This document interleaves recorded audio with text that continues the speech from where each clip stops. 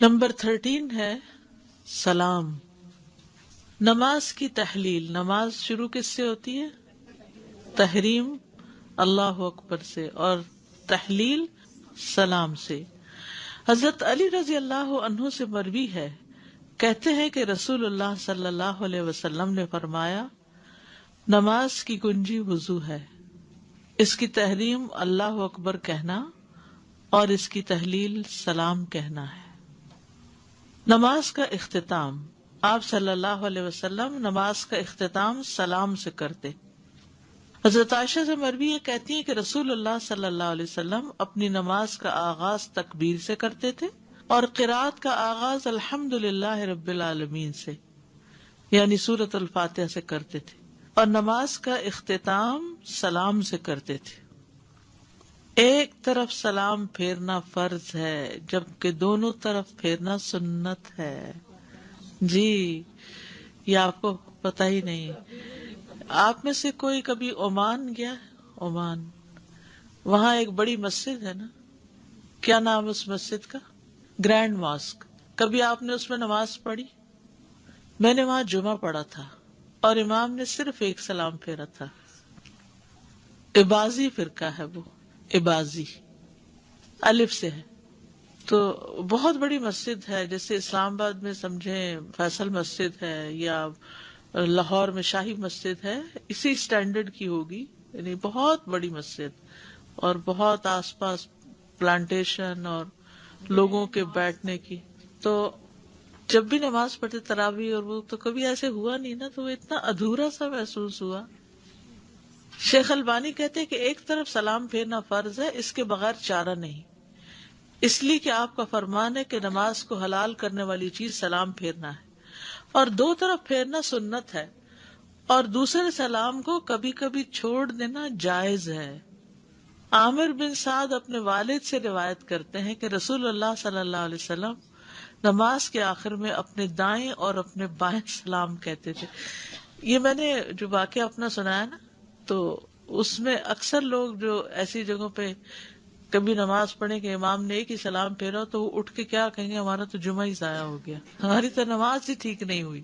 تو یہ علم کی کمی کی بنا پر ہم ایسے فتوے دینے لگتے ہیں.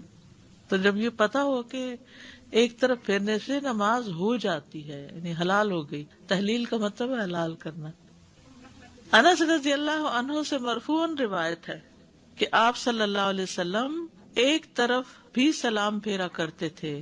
یا آپ دیکھیے اوپر حدیث کے الفاظ، کان یسلم تسلیمۃ واحدۃ، یعنی یہ بھی سنت سے ثابت ہے. نبی صلی اللہ علیہ وسلم کا ایک سلام کے ساتھ نماز مکمل کرنا اس بات پر واضح دلالت ہے کہ بائیں طرف والا دوسرا سلام واجب نہیں ہے. بس اگر نماز دو سلاموں کے بغیر مکمل نہ ہوتی تو رسول اللہ صلی اللہ علیہ وسلم نماز سے نکلنے کے لیے ایک سلام پر اکتفا نہ کرتے. امام نووی نے المجموع میں کہا ہے کہ ہمارا مذہب یہ ہے کہ ایک سلام واجب ہے جبکہ دوسرا واجب نہیں، اور یہی بات جمہور علماء نے یا سب نے کہی ہے، لیکن اس کے باوجود عوام کو کچھ خبر نہیں. اونچی آواز سے سلام کرنا. زرارہ سعد بن ہشام بن عامر سے روایت کرتے ہیں، وہ کہتے ہیں کہ میں نے عرض کیا، اے ام المومنین، مجھے رسول اللہ صلی اللہ علیہ وسلم کے وطر کے بارے میں خبر دیں. تو انہوں نے کہا، رات کو اللہ آپ صلی اللہ علیہ وسلم کو جب چاہتا اٹھا دیتا تھا، پھر آپ مسواک کرتے اور وضو کرتے، پھر 9 رکعت پڑھتے، ان میں نہ بیٹھتے مگر 8ویں رکعت کے بعد، اس میں اللہ کا ذکر کرتے، اس کی تعریف کرتے اور دعا کرتے، پھر کھڑے ہو جاتے اور سلام نہ پھیرتے. یعنی 8ویں کے بعد سلام نہیں پھیرتے تھے، کھڑے ہو جاتے جیسے ہم دوسری رکعت کے بعد کھڑے ہو جاتے ہیں، اور 9ویں رکعت پڑھتے، یہ حدیث پیچھے بھی گزر چکی ہے، پھر بیٹھتے اور اللہ کا ذکر کرتے، اس کی تعریف کرتے اور اس سے دعا کرتے، پھر ایک سلام پھیرتے اور ہمیں سلام سنواتے. کیوں سنواتے تھے؟ نماز ختم ہو گئی ہے، اور یا یہ کہ تم بھی اٹھ جاؤ. زرارہ بن اوفا بیان کرتے ہیں کہ عائشہ رضی اللہ عنہا سے رسول اللہ صلی اللہ علیہ وسلم کی رات کی نماز کے بارے میں پوچھا گیا تو انہوں نے کہا کہ آپ اپنے مصلی پہ تشریف لے آتے، آپ 8 رکعت پڑھتے، ان میں آپ ام الکتاب سورۃ فاتحہ اور قرآن کی کوئی سورت پڑھتے، اور جو اللہ چاہتا یعنی وہ پڑھتے۔ آپ ان رکعات میں نہ بیٹھتے یعنی تشہد کے لیے، صرف 8ویں رکعت میں بیٹھتے مگر سلام نہ پھرتے، پھر 9ویں رکعت میں قرات کرتے، پھر بیٹھتے، اور جو اللہ چاہتا وہ دعا کرتے اور اس سے سوال کرتے اور اسی کی طرف رغبت کرتے، پھر سلام کہتے، ایک ہی سلام، بڑی اونچی آواز سے سلام، اس قدر اونچی آواز کے قریب ہے کہ گھر والے اس زور کی آواز کی وجہ سے جاگ اٹھے۔ تو سلام اکیلے نماز میں بھی کبھی اونچی آواز سے پڑھا جا سکتا۔ بعض اوقات ایسا ہوتا ہے نا کہ کوئی گھر میں آتا ہے اور یعنی آپ کو پتا ہوتا ہے کہ اس کو نہیں پتا ہوتا آپ گھر میں، یعنی وہ دوسرے کمرے میں ہی ہے یا کہیں، تو آپ جب سلام پھیرتے ہیں اور اونچی آواز سے السلام علیکم ورحمۃ اللہ کہہ دیتے ہیں، یا کوئی انتظار ہی کر رہا ہے آپ کا۔ سلام کہنے کے مختلف طریقے۔ نمبر 1، دائیں اور بائیں جانب السلام علیکم ورحمۃ اللہ، السلام علیکم ورحمۃ اللہ یہاں تک کہنا۔ اس کی دلیل کیا ہے؟ عبداللہ رضی اللہ عنہ سے روایت ہے کہ نبی صلی اللہ علیہ وسلم نماز کے اختتام پر اپنی دائیں اور اپنی بائیں طرف سلام کیا کرتے تھے، حتیٰ کہ آپ کے رخساروں کی سفیدی دیکھی جاتی تھی، یعنی اتنا منہ موڑتے تھے۔ اب دیکھیں نا، آپ صحابہ پیچھے صف میں ہوتے تو آپ ایسے نہیں السلام علیکم ایسے نہیں کرتے تھے، ایسے نہیں کرتے تھے، بلکہ کیا کرتے، پورا منہ موڑتے تھے کہ آپ کے گال پیچھے والے دیکھ لیتے تھے۔ نمبر 2، دائیں جانب السلام علیکم ورحمۃ اللہ کہنا اور بائیں جانب السلام علیکم کہنا۔ کبھی آپ اپنی دائیں جانب السلام علیکم ورحمۃ اللہ کہتے اور اپنی بائیں جانب السلام علیکم کہتے، بس یہ دوسرا طریقہ تھا۔ اس کی دلیل سنن النسائی سے ہے۔ واسع بن حبان سے روایت ہے، کہتے ہیں کہ میں نے ابن عمر سے کہا، مجھے بتائیے کہ رسول اللہ صلی اللہ علیہ وسلم کی نماز کیسے تھی؟ تو انہوں نے آپ کے سلام کا ذکر کیا کہ آپ اپنی دائیں جانب السلام علیکم ورحمۃ اللہ اور اپنی بائیں جانب السلام علیکم کہتے۔ نمبر 3، دائیں جانب السلام علیکم ورحمۃ اللہ وبرکاتہ کہنا اور بائیں جانب السلام علیکم ورحمۃ اللہ کہنا۔ اب یہ ان سب طریقوں پر عمل کر کے سنتیں زندہ کیجیے، یہ سبھی مسنون ہے۔ سنت زندہ کرنے کا الگ ثواب ہے ایک، تو یہ جو ورائٹی ہے اس میں کبھی ایک طرح کر کے، کبھی دوسری طرح، کبھی تیسری طرح سنت زندہ کیجیے۔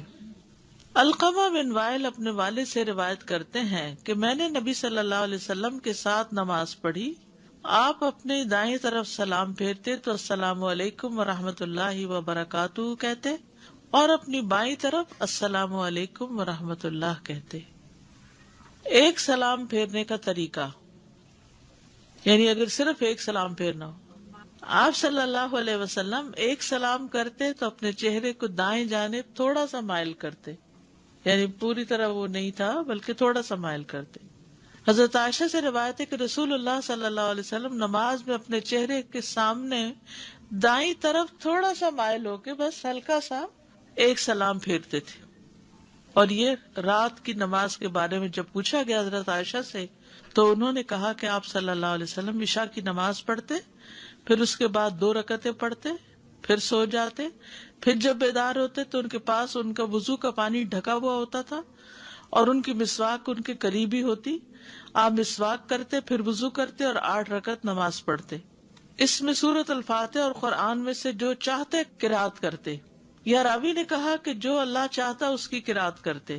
آپ ان رکعتوں میں نہ بیٹھتے سوائے 8ویں رکعت میں، آپ صلی اللہ علیہ وسلم اس میں بیٹھتے، تشہد پڑھتے، پھر کھڑے ہوتے اور سلام نہ پھیرتے، پھر 1 رکعت ادا کرتے، پھر بیٹھتے، تشہد پڑھتے، دعا کرتے، پھر 1 سلام پھیرتے اور کہتے السلام علیکم۔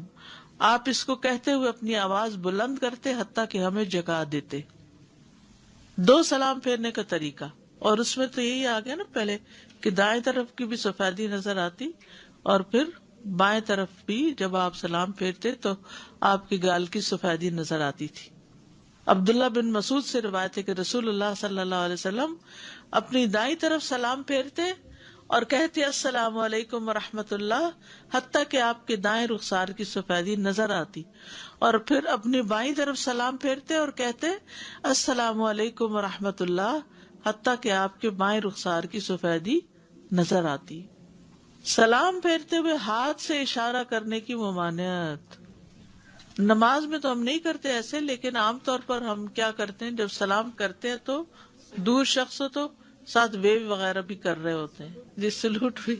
جی جابر بن سمرہ رضی اللہ عنہما سے روایت ہے، انہوں نے کہا جب ہم رسول اللہ صلی اللہ علیہ وسلم کے ساتھ نماز پڑھتے تو ہم کہتے السلام علیکم ورحمۃ اللہ، السلام علیکم ورحمۃ اللہ، اور انہوں نے اپنے ہاتھ سے دونوں جانب اشارہ کیا۔ چنانچہ رسول اللہ صلی اللہ علیہ وسلم نے فرمایا اپنے ہاتھوں کے ساتھ اشارہ کیوں کرتے ہو، جیسے وہ بدکتے ہوئے سرکش گھوڑوں کی دمیں ہوں، یعنی ادھر کرتے ہو پھر ادھر کرتے ہو۔ تم میں سے ہر ایک کے لیے بس یہی کافی ہے کہ اپنے ہاتھ اپنی ران پر رکھے، پھر اپنے بھائی کو سلام کرے جو اس کے دائیں جانب ہے اور جو اس کے بائیں جانب ہے، السلام علیکم ورحمۃ اللہ یا السلام علیکم، اور پھر اسی طرح بائیں جانب سلام کر دے۔ ہاتھ پھیرنے کی یا ہاتھ ہلانے کی ضرورت نہیں۔ امام کا سلام پھیرنے کے بعد مقتدیوں کی طرف رخ کر لینا، ٹھیک ہے، یعنی جو امام ہو وہ سلام کے بعد ادھر ہی قبلے کی طرف رخ نہ کرے بلکہ اپنا رخ لوگوں کی طرف پھیر لے، یعنی جو ہماری رائٹ پہ لوگ ہیں ان کو بھی سلام، جو لیفٹ پہ ہیں ان کو بھی سلام، ہوا میں تھوڑی کرتے ہیں۔ مشہور یہ کہ فرشتے بیٹھے ہیں یہاں اور ان کو ہم کر رہے ہیں، تو فرشتے نظر نہیں آ رہے ان کو کر رہے ہیں، جو نظر آ رہے ہیں ان کو بھول جاتے ہیں، ایسے ہی کرتے ہیں نا، اپنوں کو تو اگنور ہی کر دیتے ہیں۔ ہمارا دین سارے کا سارا ادب ہے۔ اب دیکھیے کہ نبی صلی اللہ علیہ وسلم یہ بات فرما رہے ہیں نا کہ تم سرکش گھوڑوں کے دموں کی طرح ایسا نہ کرو، تو کسی نے کیا تو آپ نے فرمایا نا، تو اس لیے اس پر بھی ادب رکھنا ہے، اس پر ہنسنا نہیں ہے ہمیں۔ یاد رکھیے ویسے ہمیں ہنسنے کی اجازت ہے، منع نہیں ہے ہنسنا، لیکن کوئی چیز حدیث میں آئے یا کوئی چیز دین کے متعلق بتائی جائے تو اس پر ہنسنا نہیں۔ عام روزمرہ زندگی میں بہت سی ہنسنے کی چیزیں ہیں۔ ادب جو ہے نا، بڑوں کا ادب، دین کا ادب، دین والوں کا، احادیث کا، قرآن کی آیات کا، با ادب با نصیب۔ استاذہ جی، آپ نے ضمناً ہلکا سا بس مینشن کیا کہ نماز کے علاوہ بھی بعض لوگ اشارہ کرتے ہیں سلام کے ساتھ، آپ نے ہلکی سی بات کہی کہ یہ تو نماز کے متعلق ہے، لیکن نماز کے علاوہ بعض لوگ سلام کے ساتھ اشارہ کرتے ہیں ہاتھ کا، تو is there any more detail to it? دیکھیے قریب والا ہوگا تو کیا کریں گے، ہم ملا لیں گے، مسافہ کر لیں گے، کریں گے۔ جی، جب دور کوئی ہوتا ہے تو بعض اوقات منہ سے نکلا ہوا سلام پہنچے گا نہیں، پہنچتا نہیں، تو اس میں ہاتھ سے ہم اشارہ کر دیتے، کر لیں۔ تو شاید اس وقت بھی ایسی عادت ہوگی تو انہوں نے نماز میں بھی منہ کے ساتھ ساتھ ہاتھوں سے بھی کر دیا، جی، تو آپ نے دیکھ لیا تو آپ نے منع فرمایا کہ Right. ہاتھ نہیں ہلانا، اس میں صحیح۔ ہمیشہ کے لیے منع کر دیا۔ لیکن ادر دین نماز عام طور پہ کسی کو دور کر سے سکتے دیکھ کے ہیں، آپ نے دور سے، ویو کر دیا تو جی that's جی okay. کر سکتے ہیں، جی۔ سزا جب آپ نے یہ حدیث نا کہ رات کو جو 8 رکعت پڑھتے تھے اور پھر 9ویں رکعت میں نبی صلی اللہ علیہ وسلم وہ بیٹھ کے اور پھر 9ویں رکعت ایک علیحدہ پڑھتے، تو اس میں دیکھا کہ 2 رکعتوں میں وہ نہیں بیٹھتے تھے، تو وہ 8 رکعت کنٹینیوس، اسٹریچ 8، یعنی جیسے ہم گھر میں جیسے ہم پڑھے، ہم اگر پڑھے ہوں تو اس میں پھر 2 کے بعد ہم نے we don't have to sit, ضروری نہیں، سیدھے سیدھے سے پڑھتے چلے جائیں، جی۔ جزاک اللہ۔ جب میں نے سلام پھیرا تو پھر میں ان کی شامل ہوئی تو وہ رکوع کر رہے تھے، میں رکوع میں شامل ہو گئی، اور دوران مجھے خیال آیا کہ میں 4تھی رکعت پڑھوں گی، اپنی ایک رکعت جو میں نے نہیں پڑھی سورہ فاتحہ کی، لیکن میں بھول گئی، ان کے ساتھ سلام بھی پھیر لیا، 2 سنتیں بھی پڑھ لی، اس کے بعد مجھے یاد آیا تو 4 رکعت نماز ادا نہیں کیجیے، ہوئی۔ کہ نماز نہیں ہوئی، پوری نہیں ہوئی نا۔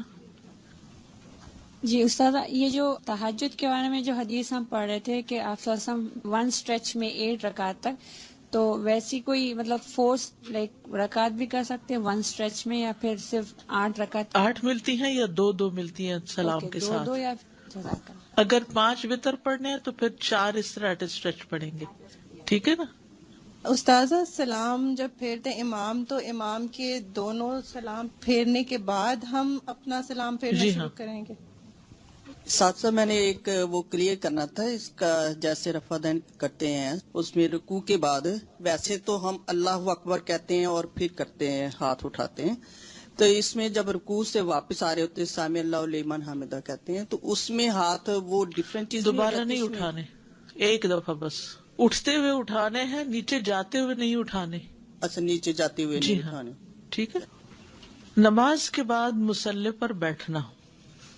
نماز کے بعد بیٹھنے کی کم از کم مقدار کتنی ہونی چاہیے؟ عائشہ رضی اللہ تعالی عنہا سے مروی ہے، کہتی ہے کہ رسول اللہ صلی اللہ علیہ وسلم جب سلام پھیرتے تو اللہم انت السلام ومنک السلام تبارکت یا ذا الجلال یا تبارکت ذا الجلال والاکرام، اے اللہ تو سلام ہے، تجھ سے سلامتی ہے، بزرگی اور عزت والے تو بڑی برکت والا ہے. اتنی دیر کہنے کے برابر ہی بیٹھتے، یعنی یہ منیمم ہے، اتنی دیر یہ پڑھ کے پھر اٹھنا چاہیے. آخری تشہد کے مثل بیٹھنا، یعنی جتنی دیر آپ رکعت مکمل کر کے سجدے سے سلام تک بیٹھے ہیں اتنی دیر آپ بعد میں بھی بیٹھے. براء ابن عازب رضی اللہ عنہ سے مروی ہے، کہتے ہیں کہ میں نے محمد صلی اللہ علیہ وسلم کے ساتھ نماز پڑھنے میں غور و فکر کیا تو میں نے آپ کے قیام، آپ کا رکوع کے بعد آپ کا اعتدال، آپ کا سجدہ، دو سجدوں کے درمیان جلسہ، سلام پھیرنے تک آپ کا بیٹھنا اور سلام پھیرنے سے واپس جانے کا درمیانی وقفہ تقریباً برابر ہی پایا. باقی چیزوں کی تو ہم پیچھے پڑ چکے ہیں نا، کہ جیسے آپ کا قیام اور پھر رکوع جو تھا برابر ہوتا تھا، اور پھر قومہ اور جلسہ. تو یہاں پر کیا ہے کہ اتحیات مکمل کرنے تک جتنا وقت لگتا ہے، سلام پھیرنے کے بعد بھی کم از کم اتنی دیر آپ بیٹھتے تھے مصلی پر. یہ بیٹھنا بہت فائدے کا ہے، یعنی عام طور پر لوگ بس سلام پھیرتے ہی اٹھ جاتے ہیں. کم از کم فرض نماز کے بعد آیت الکرسی پڑھنا، اللہم انت السلام منک السلام ربی اعنی علی ذکرک و شکرک، اور 33 دفعہ جو ہے سبحان اللہ الحمدللہ کی تسبیحات وغیرہ کرنا. فرشتوں کی دعائیں ملنا. ابو ہریرہ کہتے ہیں کہ رسول اللہ صلی اللہ علیہ وسلم نے فرمایا، جب تک تم اپنے اس مصلی پر بیٹھے رہو جہاں تم نے نماز پڑھی تھی اور بے وضو نہ ہو تو فرشتے دعا کرتے رہتے ہیں. کیا دعا؟ اللہم اغفر لہ، اللہم ارحمہ، اے اللہ اس کی مغفرت فرما دے، اے اللہ اس پر رحم فرما دے. آپ دیکھیے کہ ہم اپنے لیے اتنی دیر دعا نہیں کر سکتے جتنی دیر پر فرشتے بھی ساتھ شامل ہو جاتے ہیں. ہم مختلف دعائیں پڑھ رہے ہوتے ہیں، فرشتے ہمارے لیے یہی دعائیں کرتے جاتے ہیں، اور جس پر اللہ کی رحمت ہو جائے اس کا بیڑا پار لگ جائے، دنیا اور آخرت دونوں کی اس کی مشکلات آسان ہو جائیں.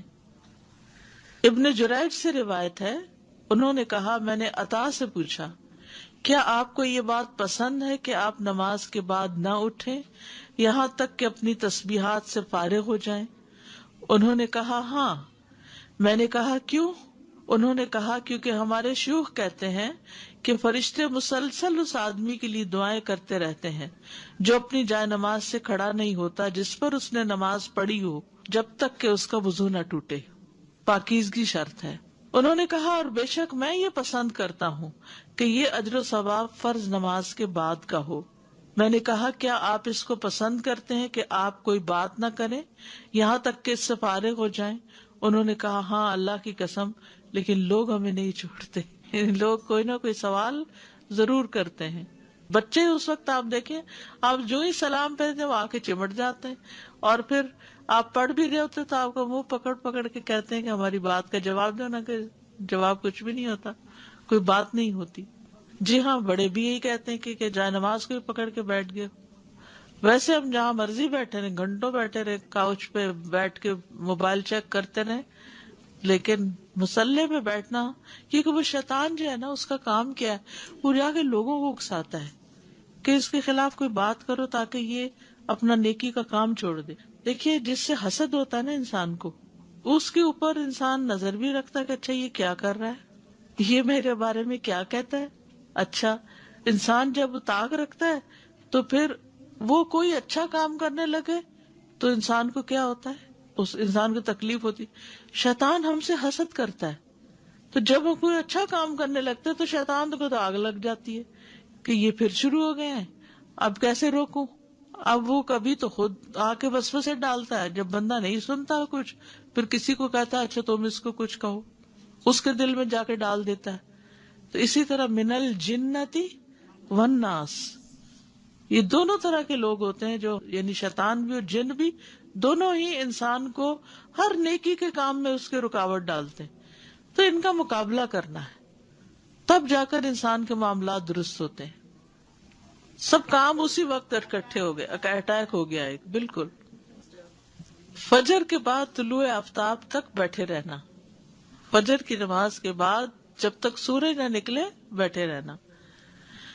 دیکھیے یہ جو بچے جب بڑے ہو جاتے ہیں نا اور مڈل ایج ایک طرح سے آ جاتی ہے یا انسان کا بڑھاپا شروع ہوتا ہے تو وقت بڑا اچھا ہوتا ہے کہ بہت سی چیزوں سے انسان کو یعنی اس طرح کی فراغت ہو جاتی ہے جس سے چھوٹے بچوں کے ساتھ یہ بہت مشکل ہے.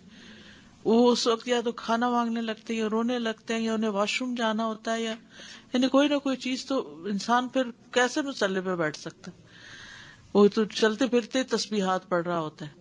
لیکن جب بچے بڑے ہو جاتے ہیں اور وہ شکر کرتے ہیں کہ ہمیں کوئی پوچھ نہیں رہا، لگے ہوئے ہیں اپنی عبادت میں، کیونکہ ہر وقت بچوں کے پیچھے پڑنا بھی ٹھیک نہیں. جی بچوں کے بچے پیچھے لگ جاتے ہیں. بس یہ ہے کہ گھر والوں کو ایجوکیٹ کرنا بہت ضروری ہے. اگر یہ حدیث آپ ان کے ساتھ شیئر کریں تو انشاءاللہ کچھ فرق پڑے گا، یا لکھ کے لگا دیں کہیں سامنے، اپنی یاد دہانی بھی ہو اور ان کو بھی یاد دہانی ہو. وَتَوَاصَوْا بِالْحَقِّ وَتَوَاصَوْا بِالصَّبْرِ، بھی صبر کرو، ابھی اٹھ رہے ہیں. یا جن چیزوں پہ جیسے روٹین ہی ہوتی نا، ہمارے اوقات ایک جیسے ہی ہوتے ہیں نمازوں کے، تو جب لوگ ڈسٹرب کریں تو اسباب جان لیا کریں کہ کیا وجہ کیا پیش آئی. اور ایک دفعہ نماز کے بعد جب آپ بلا رہے تو اٹھ کے پھر ان کو بتائیں کہ نماز کے بعد مجھے تھوڑا سا بیٹھنے دیا کریں، یہ چیز جو چاہیے یہ یہاں پر ہے، یہ فلاں چیز ہے. یعنی صرف ایجوکیٹ حدیثوں پہ نہیں، گھر کی چیزوں کے بارے میں بھی ایجوکیٹ کر دیں. کیونکہ بعض اوقات خواتین ہم اپنی مرضی سے چیزیں رکھ دیتے ہیں اور کسی کو نظر نہیں آتی، پھر وہ ڈھونڈنے میں مشکل ہوتی ہے تو پھر ہماری ضرورت پڑ جاتی. سماک بن حرب سے روایت ہے، انہوں نے کہا میں نے جابر بن سمرہ سے کہا کیا آپ رسول اللہ صلی اللہ علیہ وسلم کے ساتھ مجالس میں شریک ہوتے تھے؟ انہوں نے کہا ہاں بہت زیادہ. آپ جس جگہ صبح کی نماز ادا فرماتے سورج طلوع ہونے تک وہاں سے نہ اٹھتے.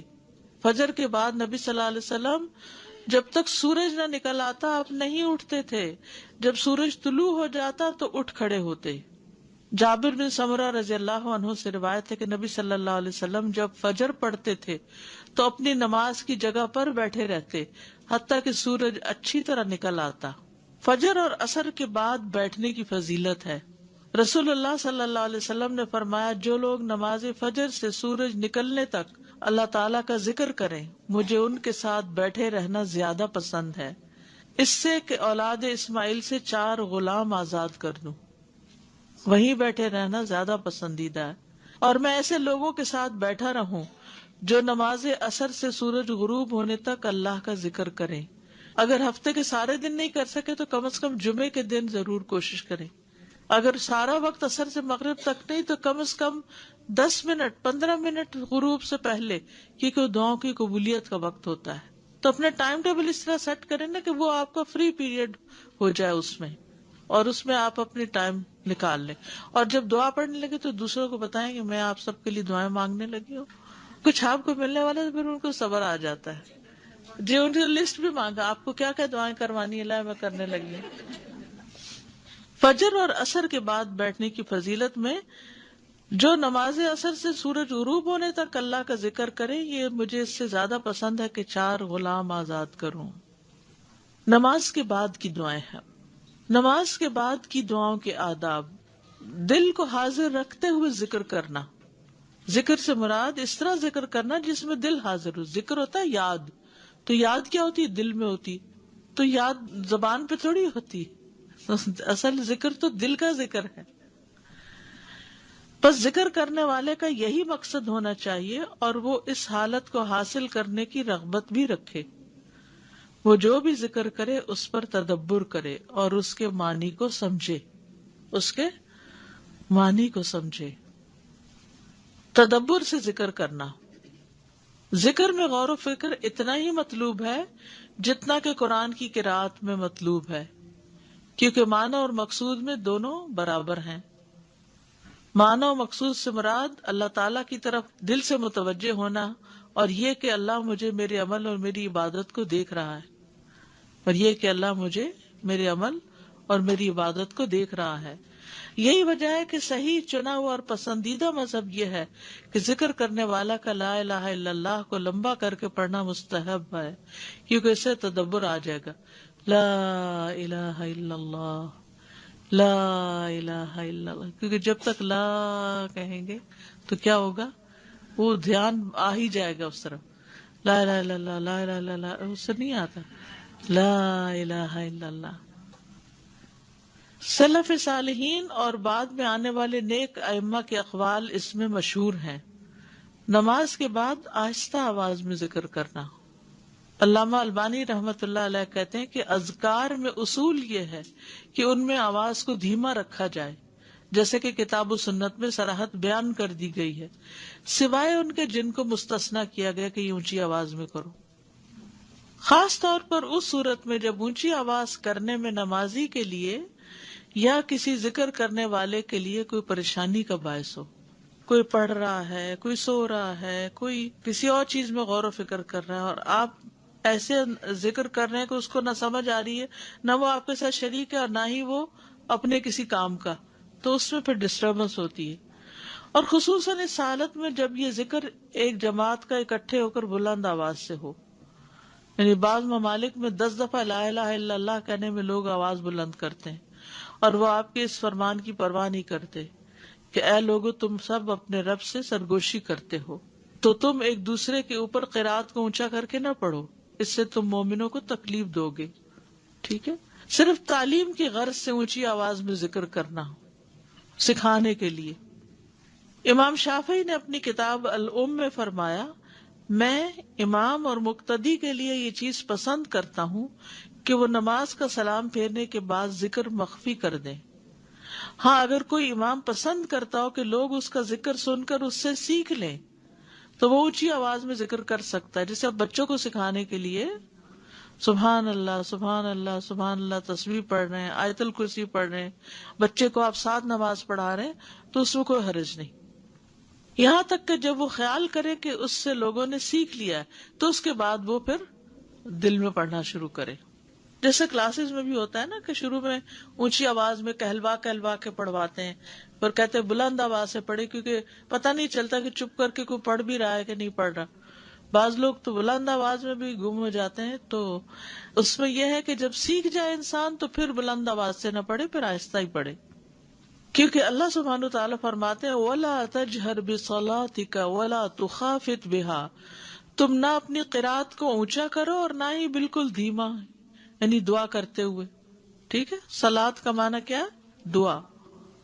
البانی کہتے ہیں سنت سے جو ثابت ہے کہ سری نمازوں میں امام بعض اوقات قرات کو ظاہر کرے تاکہ لوگوں کو سکھا سکے، جیسے کہ صحیحین اور دوسری کتابوں میں ہے کہ نبی صلی اللہ علیہ وسلم ان کو ظہر اور عصر کی نماز میں کوئی نہ کوئی آیت سنا دیتے تھے، یہ صحیح ابو داؤد میں ہے۔ اور عمر رضی اللہ عنہ سے صحیح ثابت ہے کہ آپ لوگوں کو دعائے استفتاح سبحانک اللہم اونچی پڑھ کر سناتے تھے۔